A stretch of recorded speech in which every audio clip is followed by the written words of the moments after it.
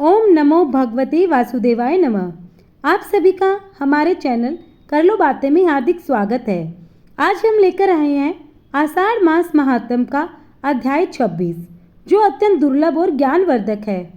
इस अध्याय में भगवान सूर्य नारायण की महिमा, भोजकों की उत्पत्ति, उनके कर्तव्य, सच्चे भक्त के लक्षण तथा सूर्य उपासना का अद्भुत महत्व बताया गया है।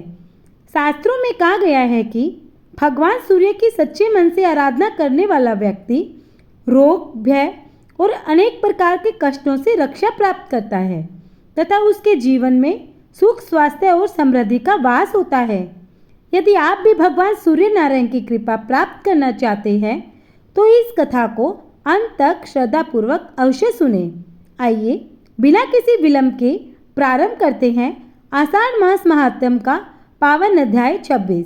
ओम नमो भगवते वासुदेवाय नमः। एक बार जब अरुण की प्रार्थना सुनकर भगवान सूर्य नारायण ने कहा उनकी पूजा यदि भोजकों से कराई जाए तो वे अति प्रसन्न होते हैं, तब अरुण ने पूछा, हे महाराज, यह भोजक कौन है, किसका पुत्र है और इसके ऐसा कौन सा उत्तम कर्म किया है कि ब्राह्मण आदि वर्णों को छोड़कर इस पर आपका इतना अनुग्रह हुआ है, यह कृपा करके मुझे बताइए। यह सुनकर भगवान सूर्य नारायण बोले, हे अरुण, तुमने बहुत अच्छा प्रश्न किया है। अब हम जो कहते हैं उसे सावधान होकर सुनो। ब्राह्मण आदि वर्ण अपने अपने घरों में हमारा अर्चन करते हैं, मंदिरों में नहीं, और मंदिरों में वर्ती के लिए जो ब्राह्मण पूजन करते हैं वे भोजक कहलाते हैं। इसीलिए अपने तेज से हमने भोजक को उत्पन्न किया है, जो सर्वतः हमारा पूजन करे। भोजक हमें अति प्रिय है, इसीलिए सदा उसका सत्कार करना चाहिए। पूर्व काल में शाकद्वीप के स्वामी पीर्यवर्त राजा के पुत्र ने शाकद्वीप में समाज सहित हमारा एक मंदिर बनवाया। उसमें स्थापना के लिए सब लक्षणों से युक्त स्वर्ण की प्रतिमा बनवाकर वह चिंतन करने लगा कि मंदिर और सूर्य नारायण की प्रतिमा तो दोनों ही अत्यंत उत्तम बने हैं, परंतु अब प्रतिष्ठा कौन कराएगा, ऐसा कोई योग्य पुरुष दिखाई नहीं पड़ता। इस प्रकार चिंता करते करते वह हमारी शरण में आया। हमने भी अपने भक्त की चिंताग्रस्त देखकर प्रत्यक्ष दर्शन दिए और उससे पूछा, हे राजन, तुम चिंता से व्याकुल हो रहे हो, शीघ्र हमें बताओ। तुम हमारे परम भक्त हो, इसीलिए तुम्हारा दुष्कर कार्य भी हम सिद्ध करेंगे। तब राजा बोला, हे महाराज, मैंने भक्ति से आपका मंदिर बनवाया और स्वर्ण की सुंदर प्रतिमा का निर्माण कराया, परंतु इस द्वीप में ब्राह्मण तो है ही नहीं, केवल क्षत्रिय आदि 3 वर्ण ही हैं। वे आपकी प्रतिष्ठा नहीं कर सकते। इसी कारण मुझे बड़ी चिंता हो रही है। अब आप जो आज्ञा करें वही किया जाए। राजा की यह बात सुनकर सूर्य नारायण ने कहा, ठीक है, इस द्वीप में केवल 3 वर्ण हैं, वे प्रतिष्ठा नहीं कर सकते और हमारी पूजा के अधिकारी भी नहीं हैं। यह वचन राजा से कहकर हमने विचार किया। विचार करते ही श्वेत वर्ण के 8 पुरुष वेदों का अध्ययन करते हुए हमारे शरीर से प्रकट हुए। ललाट से 2, वक्षतल से 2, करों से 2 और चरणों से 2। इस प्रकार 8 पुरुष उत्पन्न हुए। वे सब काकशाय वस्त्र धारण किए हुए थे। उनके हाथों में कमल के पुष्प और करंड थे। वे सब हाथ जोड़कर हमसे प्रार्थना करने लगे, हे पिता, हम आपके पुत्र हैं, आज्ञा कीजिए, किस कार्य के लिए आपने हमें उत्पन्न किया है। यह सुनकर हमने उन 8 से कहा, तुम सब इस राजा का कार्य पूर्ण करो। इतना कहकर हमने राजा से कहा, हे राजन, ये हमारे पुत्र तुम्हारी प्रतिष्ठा करवाएंगे। मंदिर की प्रतिष्ठा कराकर यह मंदिर इन्हें अर्पित कर दो, ये ही हमारा पूजन किया करेंगे, परंतु प्रतिष्ठा के बाद फिर इसे इनसे हर लेना मत।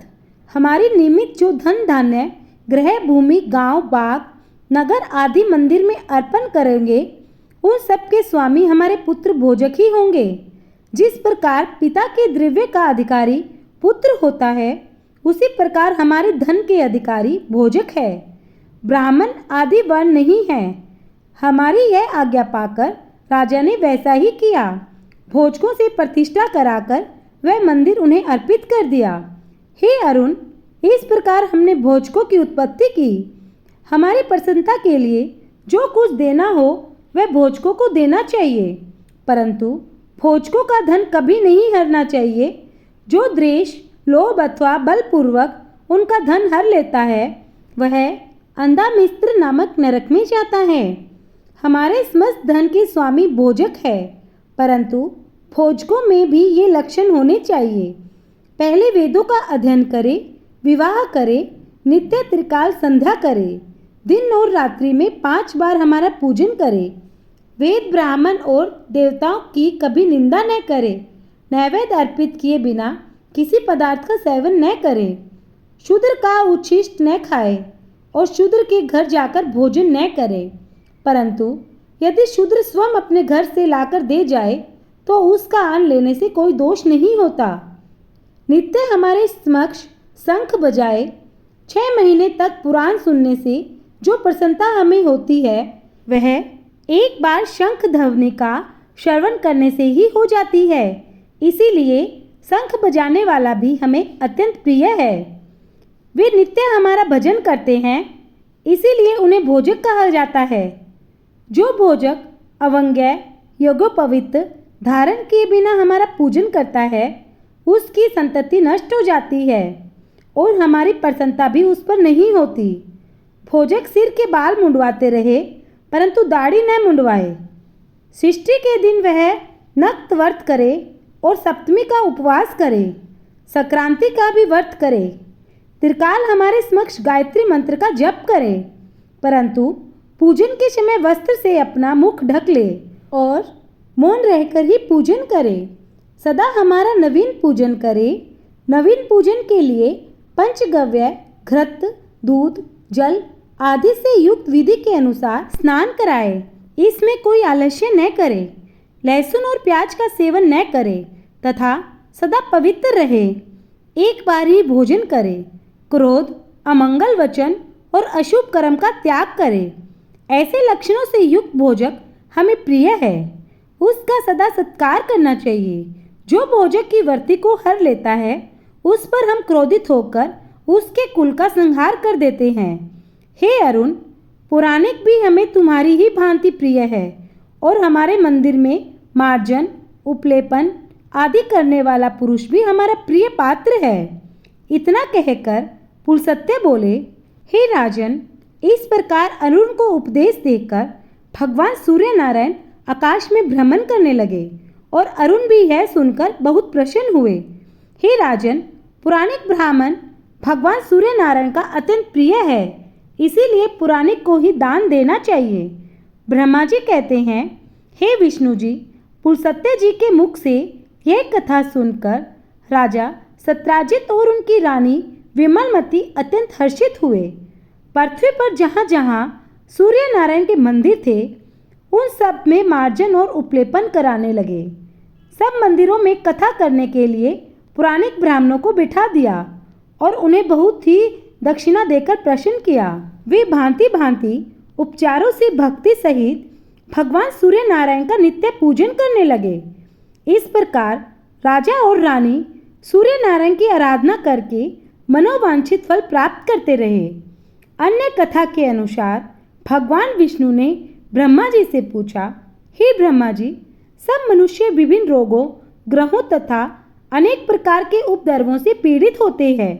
इसीलिए ऐसा उपाय बताइए जिससे जीवों को रोग आदि की पीड़ा न हो। यह सुनकर ब्रह्मा जी बोले, हे विष्णु जी, जो पुरुष व्रत, उपवास आदि करके भगवान सूर्य नारायण की आराधना करते हैं उन्हें रोग आदि नहीं सताते। जो सूर्य नारायण से विमुख रहते हैं वही भांति भांति के उपद्रवों से पीड़ित होते हैं। भगवान सूर्य नारायण के भक्त पर सभी ग्रह शुभ दृष्टि रखते हैं। कोई भी उसका अनिष्ट नहीं कर सकता, रोग भी उसके समीप नहीं आते। परंतु सूर्य नारायण का अनुग्रह उसी पुरुष पर होता है जो सब जीवों को अपने समान समझकर भक्ति से उनकी आराधना करता है। ब्रह्मा जी का यह वचन सुनकर भगवान विष्णु ने पूछा, हे महाराज, जिसने पहले कभी सूर्य नारायण की आराधना न की हो, न वह रोग आदि से पीड़ित हो जाए, तो वह उस कष्ट से मुक्त कैसे हो सकता है? कृपया इसका वर्णन कीजिए। हम भी भगवान सूर्य नारायण की आराधना भक्ति करना चाहते हैं। यह सुनकर ब्रह्मा जी ने कहा, हे भगवान, यदि आप सूर्य नारायण की आराधना करना चाहते हैं तो पहले व्यवस्थित हो। व्यवस्थित हुए बिना सूर्य नारायण की उपासना नहीं होती। जब मनुष्य के पाप क्षीण होते होते थोड़े से शेष रह जाते हैं, तभी सूर्य नारायण तथा ब्राह्मणों से उसकी भक्ति होती है, जिससे वह पुरुष मुक्ति प्राप्त करता है। इसीलिए आप भी व्यवस्थित होकर भगवान सूर्य नारायण की आराधना करें। भगवान विष्णु ने पूछा, हे ब्रह्मा जी, व्यवस्थित लोगों के क्या लक्षण हैं? उन्हें क्या क्या करना चाहिए, कृपया बताइए। तब ब्रह्मा जी कहने लगे, हे विष्णु जी, मन वचन और कर्म से भगवान सूर्य नारायण की भक्ति करना, जीव हिंसा कभी न करना, ब्राह्मण देवता और भोजकों को नित्य नमस्कार करना, पराया धन कभी नहीं हरना, देवता, मनुष्य, पशु पक्षी, पिपलिका, वृक्ष, औषधि, भूमि, जल, आकाश और दिशाओं, इन सब में भगवान सूर्य नारायण को व्याप्त समझना तथा अपने को ही सूर्य नारायण से भिन्न न समझना, यही व्यवस्थित पुरुष के लक्षण है। जो जीवों से दुष्ट भाव रखता है वह कभी व्यवस्थित नहीं हो सकता। जो पुरुष न किसी से विशेष प्रीति रखे, न किसी से बैर रखे, निष्काम होकर भक्ति से भगवान सूर्य नारायण की आराधना करे, वही व्यवस्थित कहलाता है। वही उत्तम गति को प्राप्त होता है। वह योगियों और बड़े बड़े तपस्वियों के लिए भी दुर्लभ पद को प्राप्त करता है। जो सब प्रकार से भगवान सूर्य नारायण की दृढ़ भक्ति करता है, वही धन्य है। वह यदि नीच कुल में भी उत्पन्न हुआ हो तो भी उत्तम माना जाता है। भक्ति से आराधना करने पर ही भगवान सूर्य नारायण का अनुग्रह प्राप्त होता है। बाहरी आडंबर से कुछ भी प्रयोजन नहीं होता। भगवान सूर्य नारायण की दक्षिण किरण से हम उत्पन्न हुए हैं। उन्हीं के अनुग्रह से सृष्टि की रचना करते हैं। आप भी उन्हीं की वाम किरण से उत्पन्न होकर उनकी इच्छा से ही सृष्टि का पालन करते हैं और रुद्र व्यक्तियों का संहार करते हैं। इसी प्रकार रुद्र, इंद्र, चंद्र, वरुण, पवन, अग्नि आदि सभी देवता भगवान सूर्य नारायण से ही उत्पन्न होकर उनकी आज्ञा के अनुसार अपने अपने कार्य में प्रवृत्त रहते हैं। इसीलिए हे भगवान, आप भी उपवास, पूजन, जप आदि के द्वारा भगवान सूर्य नारायण की आराधना कीजिए। सुमंतु मुनि कहते हैं, हे राजन, ब्रह्मा जी का यह वचन सुनकर भगवान विष्णु सूर्य नारायण की आराधना करने के लिए शाकद्वीप गए। वहां जाकर उन्होंने भांति भांति के उपचारों से भगवान सूर्य नारायण का पूजन किया और नाना प्रकार के भक्त भोजकों से उन्हें संतुष्ट किया। इस प्रकार बहुत काल तक भगवान सूर्य नारायण की आराधना करके उनके अनुग्रह से वे सब देवताओं में भी श्रेष्ठ हुए। हे राजन, आप भी भगवान सूर्य नारायण की आराधना कीजिए, जिससे आपके सभी मनोरथ सिद्ध हो जाए। ब्रह्मा जी और भगवान विष्णु के इस संवाद का जो मनुष्य श्रद्धा पूर्वक श्रवण करता है, वह समस्त मनोवांछित फलों को प्राप्त करता है। अंत समय में स्वर्ण के विमान पर बैठकर गोलोक को जाता है। वहाँ देवता, गंधर्व और अप्सराओं के साथ विहार करता है। तो आज आषाढ़ मास महात्म्य के 26वें अध्याय की कथा यहीं पर समाप्त होती है। बोलो भगवान सूर्य नारायण की जय, भगवान विष्णु और माता लक्ष्मी की जय। ओम नमो भगवते वासुदेवाय नमः। आप सभी पर भगवान विष्णु और माता लक्ष्मी की कृपा सदैव बनी रहे। उम्मीद करती हूँ आप सभी को आषाढ़ मास महात्म्य की कथा में आनंद आया होगा। यदि आपको यह वीडियो पसंद आए तो एक लाइक करना, शेयर करना, कमेंट में ओम नमो भगवते वासुदेवाय अवश्य लिखें। हमारे चैनल पर पहली बार आए हैं तो सब्सक्राइब करें और बेल आइकन अवश्य दबाएं।